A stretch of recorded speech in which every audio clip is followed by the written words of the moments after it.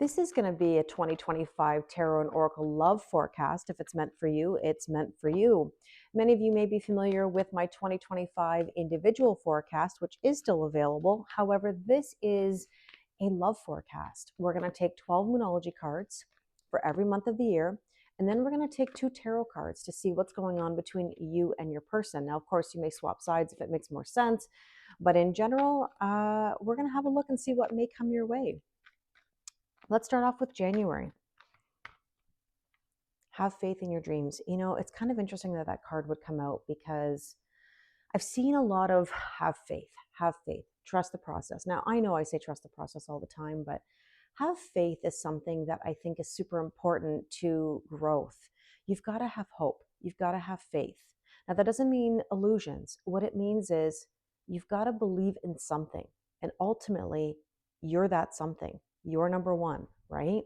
Now, let's take a look at February. What do we need to know?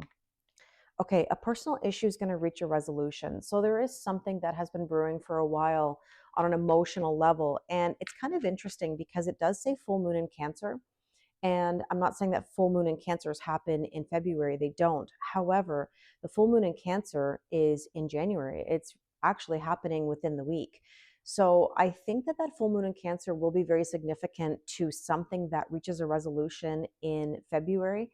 And the reason I say that is because right now the current energies are very emotional and very intense, and there's a bit of a grumpiness in the air, and there's factors for that. You know, obviously we're leading into this full moon in Cancer, you know, Mars retrograde. There's some Neptune influences, which are all about illusions. Are we seeing things clearly? You know, I heard a quote the other day that said, don't believe everything you think. And of course, the brain lies to us, right? It listens to our emotional pain body with all these traumas, triggers, and hurts. So you do have to be mindful right now about where your mind is going. And so I think whatever's going to happen with that full moon in Cancer next week, I think it'll kind of linger into February and something will be resolved. Now let's look at March, and we have be bold and make the first move. Now, here's the thing. I'm always a believer of balance, right? Equal giving and receiving. Making the first move and being bold, I don't want you chasing. I really don't want you chasing. But this could mean some important move that is integral to your growth, your person's growth together. We'll see what happens when I pull the tarot cards. Now, let's take a look at April, and we have don't let your past hold you back. Okay, so here's the thing.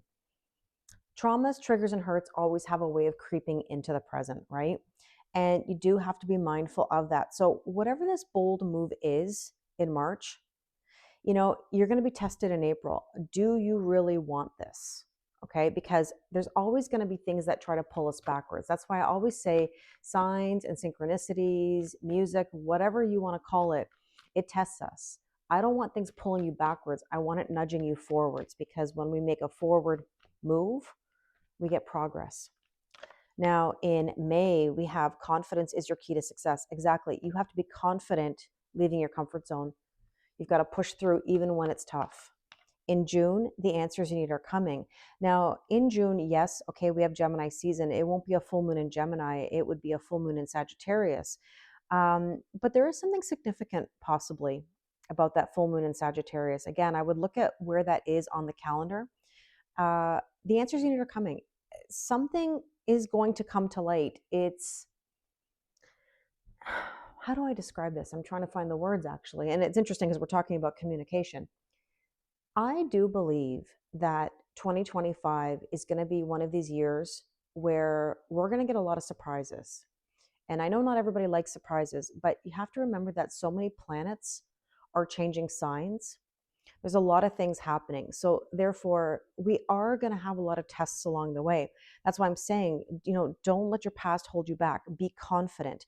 Even when you get something thrown your way, whether it's positive or not, you have to be able to process it and deal with it. We don't want to avoid anything, but there are some answers coming. And again, let's take a look at what the tarot says when we get there. In July, we have your dreams need a practical plan. And it doesn't mean that we have to have everything set, you know, as in, you know, it's not set in stone. I would just say intentions. What are your intentions? And maybe that'll be a time when you and your person set some intentions for going to the next level. In August, we have hold your vision. So there you go. Set your intentions. If you're trying to manifest something, then yeah, you've got to believe. You've got to believe in yourself. You've got to hold your vision. You've got to have faith. I feel like I'm channeling George Michael here. Got to have faith. All right. Interesting. In September, new moon in Virgo. New moon in Virgo is probably in September. I would look on the calendar that might be significant to you. It says a time to give rather than take. And I have a feeling that this might be a time where you might feel tested to overgive. And I want you to be very careful with that. I don't mind giving. Please don't misunderstand me, but overgiving is an issue. It's one of the one things that I talk about most in my sessions daily is the fact that we overgive, and we have to have a balance or something close to balance. Now, again, look at the date and see where the new moon in Virgo might be on the calendar. Now, here's my Virgo tendencies. I want the cards to be a little bit more aligned for you guys. All right, let's take a look at October. You are good enough. See, there you go. This is my point. That Virgo energy is going to linger. It's going to linger.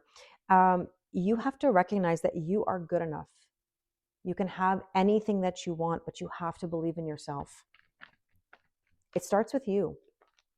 And in November, we have here, step out of your comfort zone. Exactly. You're good enough. Be bold.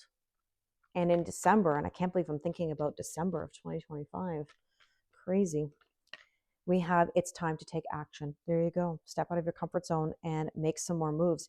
You know, relationships are about evolution, right? We're constantly changing and we're growing. And sometimes that's difficult to navigate when there's another person in the mix, right? We can always control our own growth and our own decisions, but we can't control other people. So let's take a look at the tarot and see what we need to know for the other person in our life. Now, I have 2 tarot decks, and the reason I'm going to use 2 is because we might get mirroring energy. Can't promise. We'll see what the cards say, but let's take a look. Have faith in your dreams. Okay, so for you on your side, now again, you can swap sides if it makes more sense. You've got to have faith because you've been through tough times. The 9 of Wands is wounded warrior energy, like been through battle.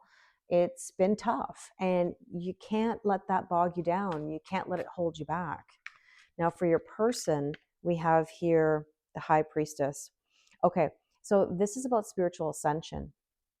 Maybe this is somebody who's finally waking up a little bit, you know? Maybe they're getting signs and synchronicities. Now, they may not know what they mean or what to do with it, but it could mean a shift. And a personal issue reaches a resolution in February. And there we go, Page of Pentacles, studying and learning from previous experiences. I like that. That could also be an offer. That could also be some sort of recognition of something. And let's see about your person.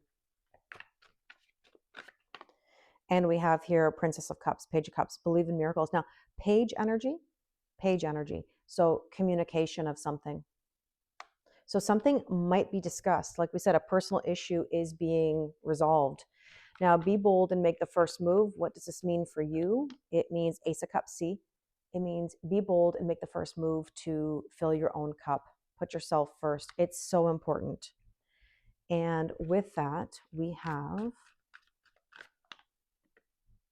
oh my gosh, you can't even make this up. See, I said maybe we might get mirroring cards, and there you go. Ace of Cups, Ace of Cups. So this is about both of you filling your own cups. And what do I always say? You can't have 2 of cups without the Ace of Cups. And look what we have. We have 2 cups. Why? Because people are filling their own cups. Oh, a kitty cat tried to jump up and she hit the table. I don't know if you guys heard that. Oh my goodness. Sorry for the interruption. Don't let your past hold you back. Let's see. Temperance. Okay, so here's the thing. Temperance is all about patience. It's about forgiveness. It means something's brewing. I would just say this. Sometimes we want instant gratification, okay? And when we start something new, like filling our own cup, we kind of revert backwards and say, yeah, but like, this used to happen or that used to happen. And maybe I should just do this or that. It's because it's what you know. You have to push through that temptation or those tests. Okay. Now, for your person, we have here Six of Pentacles, equal giving and receiving and balance. So that's going to be really important to bring about balance. You know, when we start this endeavor, this new emotional beginning of filling one's own cup, again, it feels uncomfortable to us because we're so used to overgiving, but we have to be patient and we have to work towards that balance. Now, let's take a look at May, and we have the Tower. And don't be alarmed if you see the Tower. It means things are being shaken up and things are changing, and they need to. Whenever we get into an energy that says we're filling our own cup or we're having to have patience, this is where we're severely tested, because if you get this energy here in March and you kind of revert backwards a little bit, or you lack some balance, or you're not patient about the process, then guess what happens? The universe steps in and says, boom, you've got to wake up, or you've got to recognize something. So let's see about your person. We have here the Chariot. Yeah, there's an energy here that says we got to move forward, whatever that may be. And let's take a look. See, the answers you need are coming. What are these answers? 10 of Cups, happiness. I always say it's one thing to ask for happiness, another thing to allow it. So you do have to be careful if you're getting in your own head or you're doubting yourself. Now, with that, we have here the Six of Swords, peace. Okay, moving on to calmer waters and peace. The answers you need are coming that can help shift your view on peace and happiness, whatever that may be. And let's take a look at this planning. Now, like I said, we don't want to necessarily plan everything. Now, this is in July. Let's take a look at your side. And we have, oh, I feel like that card, but here we go. The Moon.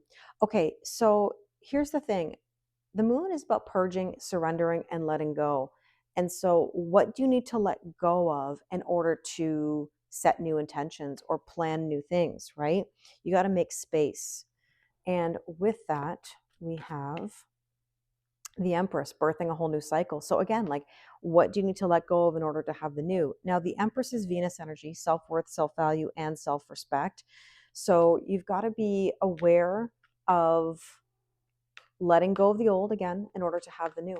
Got to believe in yourself. Got to have faith, right? Now, holding that vision for you, there you go. Holding that vision of you deserving love. Now, I wouldn't put your focus necessarily on saying, this is it, this is the one. And I know that's not something that people want to hear, but I'm being honest with you to tell you that there isn't just one person for us. Now, obviously, we'd like it to be like that. And I'm hoping for you that this is how it plays out. But you also have to understand that, you know, you being in your best energy is what brings the connection. Okay.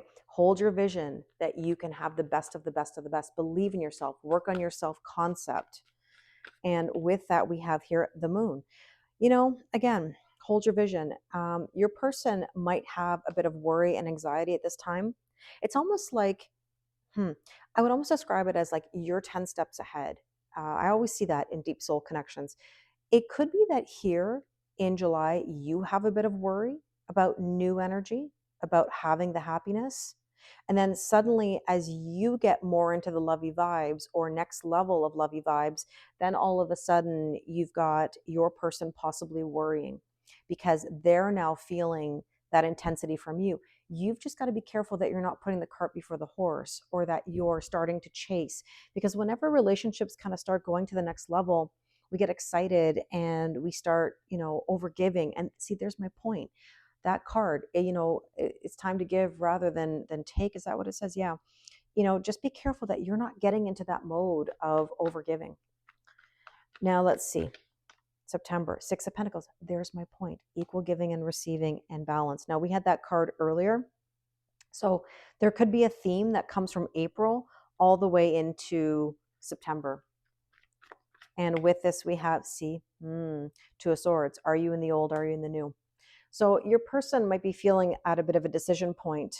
So you want to maintain the balance as best you can, because if you're overgiving, that can actually cause your person to run. That's usually what makes the other person run. Not that they don't love you or care about you. They don't feel good enough for what you're giving.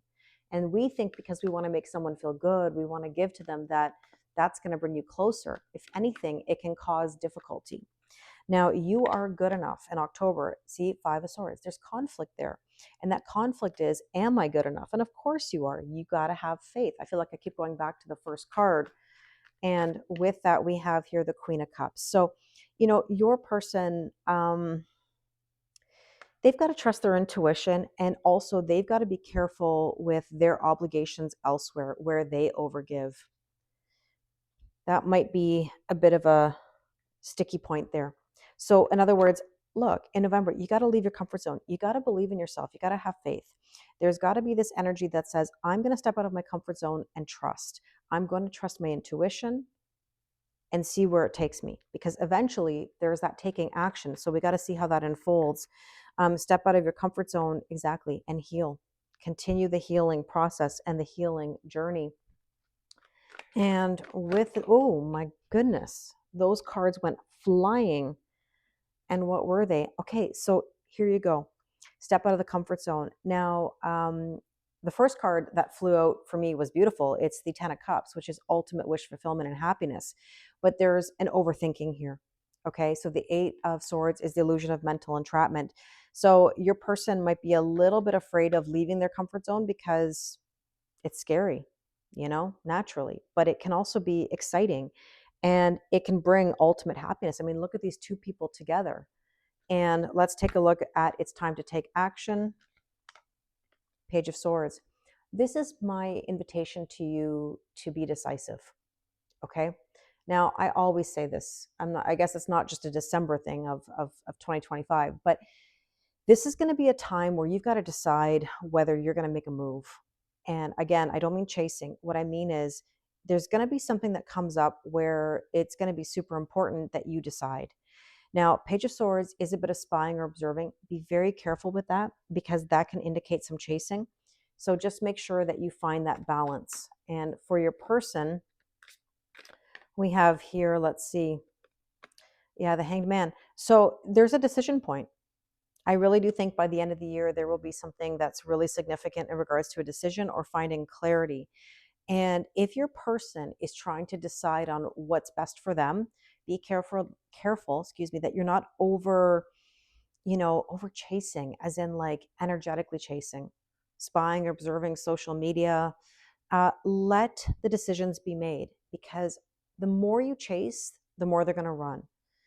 If you want someone to take action, as in like positive action, lean back a little bit and see where it takes you. And you know what? Just for kicks, I'm going to take one last layer of this last card in 2025 because I feel like it's going to be very significant.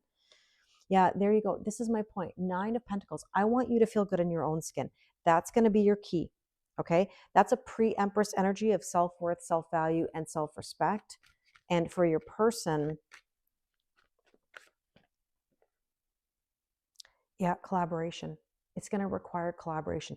Two people have to be on the same page to go to the next level. And that's a really beautiful card for building something and working together. But again, what does it require? You to be confident in yourself and not chasing.